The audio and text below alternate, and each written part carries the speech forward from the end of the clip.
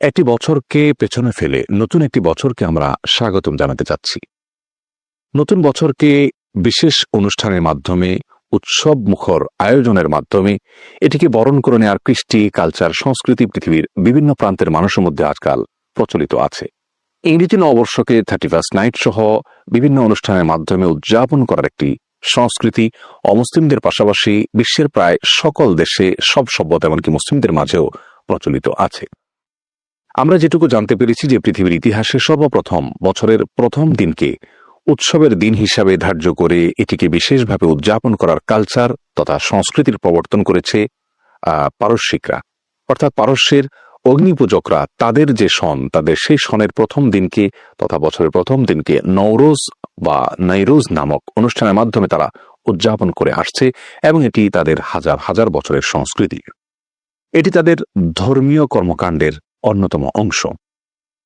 এরপরে গত কয়েক শতাব্দী আগে থেকে আমরা দেখতে পাচ্ছি যে ইংরেজি নববর্ষকে খ্রিস্টানরা বিশেষভাবে খুব গুরুত্বের সাথে উদযাপন করে আসছে। এখন সেটি আর খ্রিস্টানের মধ্যে সীমাবদ্ধ নেই, বরং সকল ধর্মবর্ণের মানুষ এটিকে উদযাপন করছে। আরবি নববর্ষকেও আরাবিয়ানদের মধ্য থেকে অনেকেই এটিকে বিশেষভাবে উদযাপন করে। নববর্ষকে ঘিরে কোনো আনুষ্ঠানিকতা, কোনো আনন্দ, কোনো উৎসব, কোনো আয়োজন এটিকে ইসলাম সমর্থন করে কিনা, বা একজন বিবেকবান মানুষ এটিকে উৎসবের মাধ্যমে উদযাপন করতে পারেন কি না। একটি বছর আমাদের জীবন থেকে চলে যাওয়া মানে হলো কবরের দিকে আমাদের একটি কদম অগ্রসর হয়ে যাওয়া। আমাদের জীবন থেকে মূল্যবান একটি অংশ, একটি বছর খসে পড়ে যাওয়া, এটি একজন বুদ্ধিমান বিবেকবান মানুষ হিসাবে আমাদের জন্য কখনো আনন্দের বিষয় হতে পারে না। একজন বিবেকবান মানুষ এভাবে দেখবেন যে তার হায়াতের যে বাজেট রয়েছে তা থেকে একটি বছর চলে গেল, তিনি তার জীবনের যে লক্ষ্য, তার জীবনের যে উদ্দেশ্য, তার জীবনের যে টার্গেট, সেই টার্গেটের পথে তিনি কতটা অগ্রসর হতে পেরেছেন। জীবন সন্ধিক্ষণে এসে তিনি এই পর্যায়ে এসে, এই গুরুত্বপূর্ণ টার্নিং পয়েন্টে এসে নিজের হিসাব মেলানোর কথা। একটি হাদিস তিরমিজিতে বর্ণিত হয়েছে ওমর রাদিয়াল্লাহু তাআলা আনহু থেকে, এবং আরবি হাদিসের কিতাব বর্ণিত হয়েছে মুসনাদ আহমদে হাদিসটি বর্ণিত হয়েছে। তিনি বলেছেন, হাসিবু ক্বাবলা আন তুহাসাবু, তোমাদের হিসেব আল্লাহ তাআলা যেদিন গ্রহণ করবেন তার আগে আগে নিজেদের হিসেব নিজেরা মেলাও। দিন শেষে, সপ্তাহ শেষে, মাস শেষে, বছর শেষে, জীবনের বিভিন্ন টার্নিং পয়েন্ট এবং মোড়ে মোড়ে দাঁড়িয়ে মানুষ হিসেব মিলাবে যে আমি আমার জীবনের লক্ষ্য তথা অন্যতম প্রধান উদ্দেশ্য এটা হাসিল করতে গিয়ে কতটা অগ্রসর হতে পেরেছি। এই হিসেব মেলানো একজন মুসলিমের, একজন বিবেকবান মানুষের কাজ। প্রিয় দর্শক, আজ আমরা বেশিরভাগ মানুষই নববর্ষ এলেই উৎসবে মেতে উঠি। আমরা এটাকে আনন্দ উৎসবের মাধ্যমে উদযাপন করে থাকি, আতশবাজি করে থাকি, নানা রকমের আয়োজন করে থাকি। অথচ জীবনের সকল নতুন আমাদেরকে আনন্দ দেওয়ার কথা নয়। একজন মৃত্যুদণ্ডপ্রাপ্ত মানুষ তার জীবনের প্রতিটি দিন চলে যে নতুন দিন আসা মানে হলো তার নিঃশ্বাস দীর্ঘায়িত হওয়া, কারণ তিনি অগ্রসর হয়ে যাচ্ছেন সে ফাঁসির মঞ্চের দিকে। অতএব নতুন কোনো দিনের আগমন এটি তার জন্য আনন্দের নয়।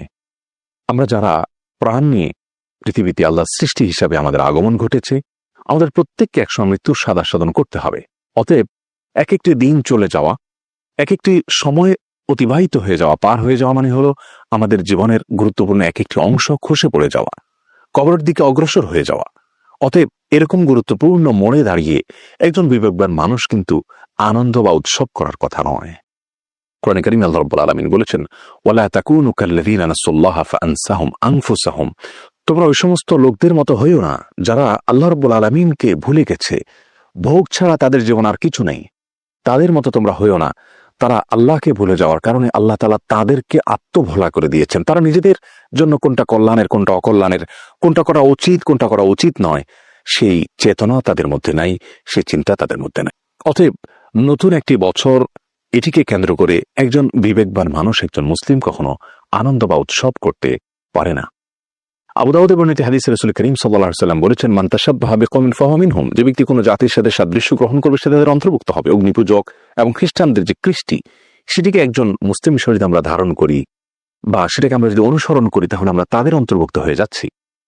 রাসূল করিম সাল্লাল্লাহু আলাইহি ওয়াসাল্লাম আরেকটি হাদিসে যেটি বুখারীতে বর্ণিত হয়েছে বলেছেন, লাতাত্তাবিউন্না সুনানা মান ক্বাবলাকুম, তোমরা তোমাদের পূর্বের যারা চলে গেছে তাদের অনুসরণ করবে। এমনকি তারা যদি এক বিগত কোনো দিকে অগ্রসর হয় তোমরা সেদিকে এক বিগত অগ্রসর হবে, তোমরা যদি এক হাত কোনো দিকে যায় তোমরা সেদিকে এক হাত মেপে মেপে সেদিকে অগ্রসর হতে থাকবে। এমনকি তারা যদি কোনো গর্তে ঢুকে পড়ে তোমরাও সেই গর্তে ঢুকে পড়বে। অর্থাৎ ইহুদি খ্রিস্টানদের কথা তিনি বুঝিয়েছেন। আজ গোটা বিশ্বের মুসলমানদের অবস্থা যেন একই রকম। আমরা কোনো কাজ করার আগে একটুও ভাবি না আমি কেন করছি, এই কাজটা করার পেছনে কি যৌক্তিকতা আছে। আমার জীবনের শেষ গন্তব্য আখিরাতে আল্লাহ রাব্বুল আলামিনের সামনে দাঁড়িয়ে আমাদের এই কৃত কর্মের হিসেব যখন দিতে হবে, তখন এটি কি আমার নেক আমলের পাল্লা উঠবে নাকি এটি আমার বদ আমলের পাল্লায় উঠবে, সে হিসেব করার ফুরসতটুকু আমাদের হয় না। প্রিয় দর্শক, নববর্ষকে কেন্দ্র করে গোটা বিশ্বব্যাপী যত আয়োজন হয়ে থাকে তার সব আয়োজনের মূল কথা হলো ভোগ করা। 31st নাইট বলুন, বাংলা নববর্ষ বলুন বা হিজরি নববর্ষ বলুন, যত নববর্ষ উদযাপন সারা বিশ্বব্যাপী হয়ে থাকে সবগুলো মানুষকে ভোগের কথা বলে। ভোগবাদী এই বিশ্বের বাস্তব রূপ ফুটে ওঠে সমস্ত তথাকথিত নববর্ষ উদযাপনের মাধ্যমে। এখানে কোনো ত্যাগের শিক্ষা নেই। ইসলাম আমাদেরকে যে দুটি উৎসব দিয়েছে সেই দুটি উৎসবে আমরা জানি ঈদুল ফিতরে ফিতরা আদায় এবং ঈদুল আজহাতে মানুষকে কোরবানির গোশত খাওয়ানোর মাধ্যমে ত্যাগের শিক্ষা দেওয়া হয়ে থাকে।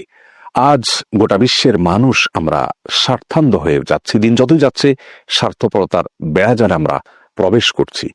প্রিয় দর্শক, নববর্ষ এবং 31st নাইট উদযাপনকে কেন্দ্র করে গোটা বিশ্বব্যাপীতে বটেই বাংলাদেশের মতো গরিব এবং অভাবী দেশেও লক্ষ লক্ষ কোটি কোটি টাকা ব্যয় করা হয়ে থাকে। বিভিন্ন জাতীয় দৈনিকের রিপোর্ট থেকে আমরা পরিষ্কারভাবে জানতে পারি যে শুধুমাত্র 31st নাইটকে কেন্দ্র করে এদেশের নামি দামি হোটেলগুলোতে কোটি কোটি টাকার ছড়াছড়ি হয়ে থাকে, লেনদেন হয়ে থাকে, অর্থের অপচয় এবং খরচ হয়ে থাকে। প্রিয় দর্শক, যে দেশে এখনো কনকনে শীতে মানুষ কাঁপতে থাকে এবং শীতের কষ্টে মানুষ মৃত্যুবরণ করে, যে দেশে এখনো ক্ষুধার তাড়নায় মানুষ মৃত্যুর মুখে পতিত হয়, যে দেশে এখনো অর্থ কষ্টে মানুষ চিকিৎসা করাতে পারে না, চিকিৎসার অভাবে মৃত্যুবরণ করে, সেই দেশে কোটি কোটি টাকা বরং শত শত কোটি টাকা পর্যন্ত তথাকথিত এই ইংরেজি নববর্ষকে উদযাপন করতে গিয়ে খরচ করা হয়। এটিকে বর্বরতা, অসভ্যতা এবং মূর্খতা এবং জাহেলি যুগের সংস্কৃতি ছাড়া আর কি বলা যেতে পারে। একজন মুসলিম হিসাবে ইসলাম আমাদেরকে যে সুমহান জীবন আদর্শ দিয়েছে, সেই জীবন আদর্শের আলোকে কোনো অমুসলিমদের, ভিন্ন ধর্মের মানুষদের বা যারা আল্লাহকে ভুলে আছে সে সমস্ত পাপীদের, পাপিষ্ঠদের কোনো পথে আমরা পদচারণা করতে পারি না। এটি ইসলাম আমাদেরকে কোনোভাবে অনুমোদন করে না। প্রিয় দর্শক, নারীবাদিতার নামে যারা মুখরোচক স্লোগান আমাদেরকে সর্বদা শোনাতে থাকেন, 31st নাইট সহ বিভিন্ন এই সমস্ত উদযাপনকে ঘিরে তাদের আসল চেহারা আমাদের কাছে দিনের আলোর মতো ফুটে ওঠে। নারীদেরকে পণ্য হিসাবে উপস্থাপন করার এক অসুস্থ প্রতিযোগিতায় তারা লিপ্ত হতে থাকেন। এই নির্লজ্জতা, এই বেহায়াপনা মানব সভ্যতাকে ধ্বংসের দিকে ঠেলে দিবে।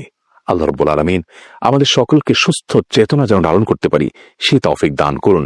আমরা নতুন বছরকে কেন্দ্র করে একে অন্যকে যদি হ্যাপি নিউ ইয়ার বলি, তাতে আমাদের জীবন হ্যাপি হয়ে যাবে না, বরং আমাদের কর্মকাণ্ড, আমাদের চিন্তাধারাকে বিশুদ্ধ করা, আল্লাহ রাব্বুল আলামিনের আদেশ নিষেধগুলোকে নিজের ভেতরে ধারণ করে চলা, এটার মধ্যেই আমাদের প্রকৃত সুখ এবং শান্তি নিহিত আছে। আসুন নতুন বছরের ক্যালেন্ডার উল্টানোর আগেই এই কথাগুলো নিয়ে একটু ভাবি এবং ভিন্নভাবে চিন্তা করতে শিখি। আল্লাহ রাব্বুল আলামিন আমাদেরকে অন্ধের মতো ইহুদি খ্রিস্টানদের অনুকরণ থেকে বেঁচে থাকার তৌফিক নসিব করুন।